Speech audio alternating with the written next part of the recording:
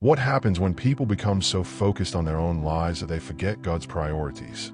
That was the challenge facing Jerusalem after the exile.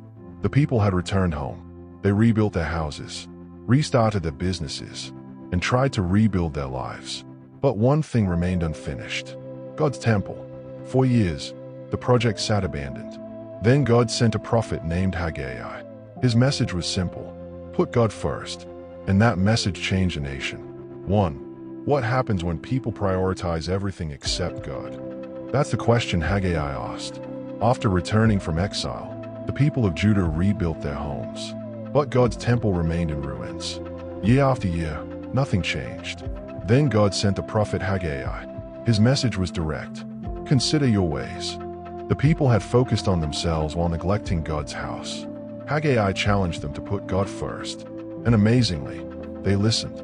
In Haggai 1, a nation began rebuilding both the temple and its relationship with God. 2. What if your greatest achievement looks smaller than what came before it? That's how many people felt after rebuilding the temple. Some older Israelites remembered Solomon's magnificent temple.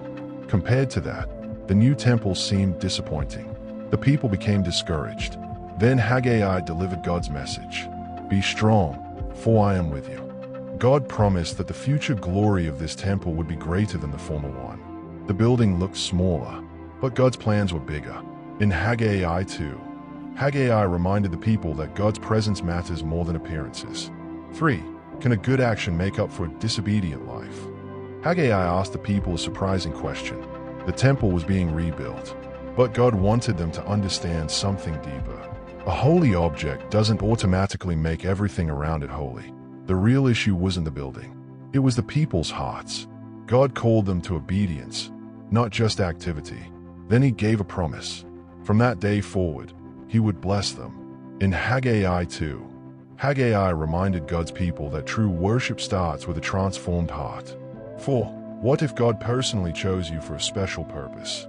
Haggai's final message was for Zerubbabel, the governor leading Judah after the exile. God promised that kingdoms would be shaken. Nations would rise and fall, but Zerubbabel had been chosen for a unique role. God called him his signet ring, a symbol of authority, purpose, and favor. The message wasn't just about one man. It was about God's ongoing plan for his people. In Haggai 2, Haggai reminded Judah that God was still guiding history. 5.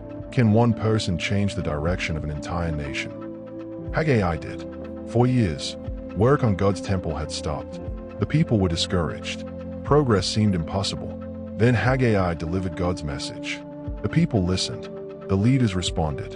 And construction began again. What had been abandoned was finally completed.